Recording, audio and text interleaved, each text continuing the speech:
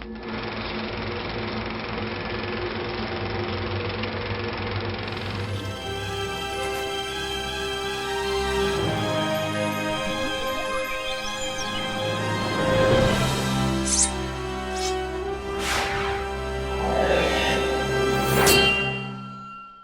morning, Knights, and welcome back to the Westmount Highlights. It's the week of May 17th, 2021. I want to wish a happy Eid to all those who celebrated last week. We'll hear more about the holiday a little later with Dr. Jafrali. And this week, there will not be any virtual or in-person classes on Wednesday, May 19th, due to the professional strike. Hopefully you can use the day to catch up on any missed assignments or study for any upcoming tests and quizzes. In other news, the NBA playoffs are starting this week. A lot of you know that I'm a big fan of the league, specifically the Phoenix Suns, so I'm hoping Book and CP3 go all the way this year. If you're following along, drop a comment to let me know who you're rooting for. This week, the TWH crew is back with more classic segments and reviews, and then we'll get to birthday shout-outs on the other end. But first, here's this week's interview. Welcome back to the Westmount Highlights. This is Dr. Jafrali, and I'm Kelly. I would like to know what Eid al-Fitr, yes. Fitr, yes. So thank you so much for that question, Kelly. So number one, Eid Mubarak to those of you who are celebrating, to our staff and students. And the holiday is Eid al-Fitr. There are actually two holidays. There's Eid al-Fitr and Eid al-Adha, and Eid al-Adha will be later, towards the summer. But Eid al-Fitr is what we celebrate after our Ramadan, which if you remember from the highlights was the 30-day fast. So 30 days, not fasting for 30 days, students. Fasting from the sun up to the sun down, no water, no food, and making sure you remember Allah, who in Arabic is God for Muslims. So I'm actually really excited. Can I say it on camera? I'm excited for the food. I'm excited that I was able to do it. I don't physically fast, but you do something called sadaqah, which are acts of kindness. I'm excited that people are able to celebrate their journey during this Eid. And I really want to shout out to every student who tried to fast or successfully fasted for the 30 days, because it's not easy, so well done to you. And I want to thank the Highlights team for always doing their best. So Eid Mubarak, Westmount, and we'll see you in the Highlights next time. Hello Westmount Highlights, my name is Gianna. And I'm Safa. And today we have a very special guest, Safa from the Westmount Highlights. Today I'm going to be asking a very special question. What does Eid mean to you? Eid is a mini celebration that you celebrate at the end of Ramadan, and you eat a bunch of traditional foods with family and friends. And you basically get to thank yourself for having a roof over your head and food and water, because unfortunately other people in other places in the world don't have that. So Eid is a little celebration to kind of thank yourself and be thankful for what you have. And you get to celebrate it with a lot of food, with family and friends, and you get to go to the mosque and you get to pray, and yeah, it's a really cool celebration. Okay, thank you Safa for being part of this interview, and Westmount Highlights, we'll see you next time. Bye! Eid Mubarak!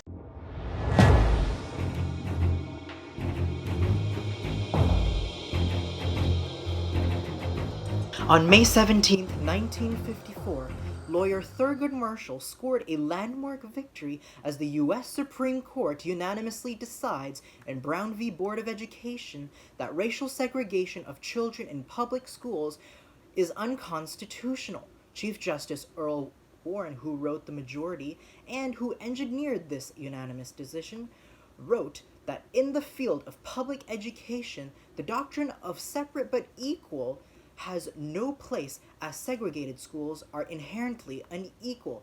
As a result of this verdict, this fueled the civil rights movement in the United States, led by Martin Luther King Jr. and other civil rights leaders, which saw the toppling of Jim Crow laws in the South and the passage of the Civil Rights Act of 1964 and other acts directed toward racial discrimination. As a matter of fact, Thurgood Marshall was the first African American to be appointed justice onto the Supreme Court by then LBJ, President of the United States, in 1967. So that is your history segment for this week. Stay tuned for more. Peace.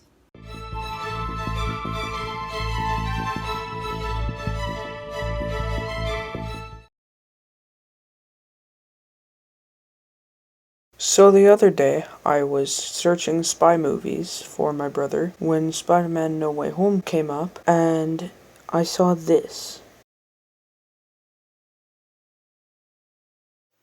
It led me to believe that characters from other Spider-Man films were going to appear in this one, and so it created a ton of possibilities for the plot of this film. So for this segment, I'm going to go through some of my predictions for this film's plot.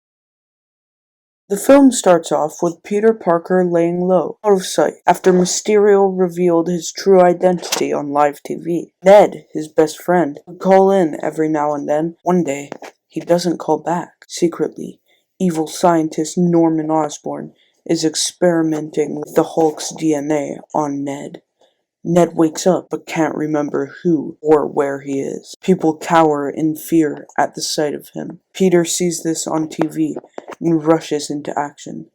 Unfortunately, he is stopped midway by an explosion inside Doctor Strange's home. Determined to save Strange, he rushes inside. Strange halts him. He reveals that in a nearby town called Westview, an energy surge has accidentally caused different universes to collide, bringing Sony versions of people from Earth to Earth. As he accepts Spider-Man's help in closing rips in our universe, Norman Osborn hunts down Sony versions of Spider-Man villains. Together, the Sinister Six, Norman Osborn, Electro, Dr. Octopus, a freed Vulture, a rescued Mysterio, and the Shocker, take revenge upon the one who ruined all of their lives, the Spider-Man.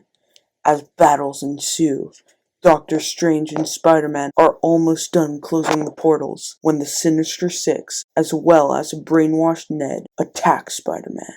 Doctor Strange comes to the rescue and incinerates all of them. Then, Nightmare appears, holding two children as captive, and fights with Doctor Strange. Spider-Man and Doctor Strange can no longer close the portals when an unexpected ally appears.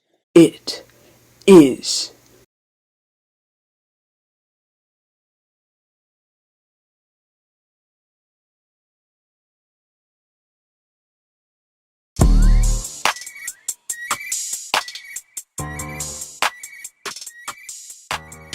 Hi everybody, my name's Brendan, And I'm Bennett. and today we're going to be playing Try Not to Laugh Dad Joke Edition, where basically you just can't laugh. So Bennett, do you want to explain the rules? Sure. So the rules are simple. If you laugh, your opponent gets a point, and the person with the most points wins. Let's do this! My daughter screeched, "Dad, you haven't listened to one word I've said. Have you?" What a strange way to start a conversation with me.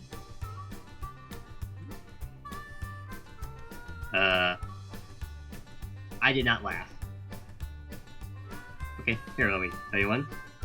What did the police officer say to his belly button? You're under a vest. The Secret Service isn't allowed to yell, "Get down" anymore when the president is about to be attacked. Now they have to yell, "Donald, duck!"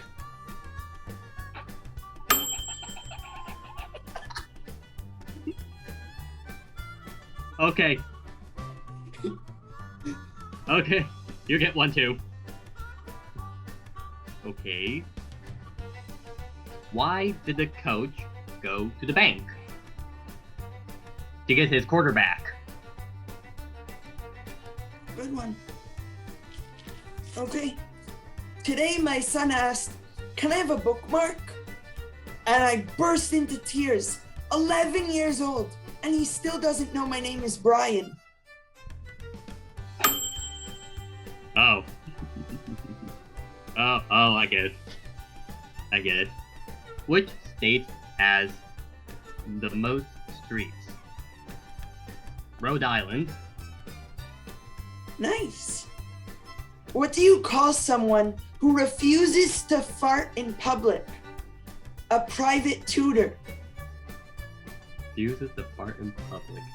A private. Oh. Oh. Good. Okay. Left. Okay, here we go. 1, 2. So, how do celebrities stay cool? They have many fans. That's true. I'm reading a book about anti-gravity. It's impossible to put it down.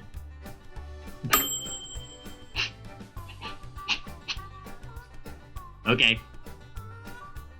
You get another one? What did Tennis see? Same thing that Arkin saw. Awesome. If a child refuses to sleep during nap time, are they guilty of resisting arrest? I get it.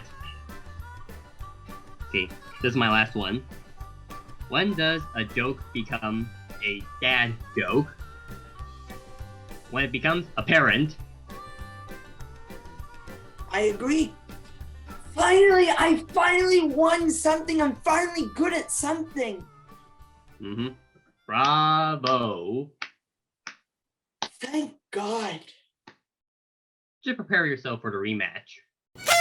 You know what that sound means. It's time to give out some birthday love. So happy birthday to the following students.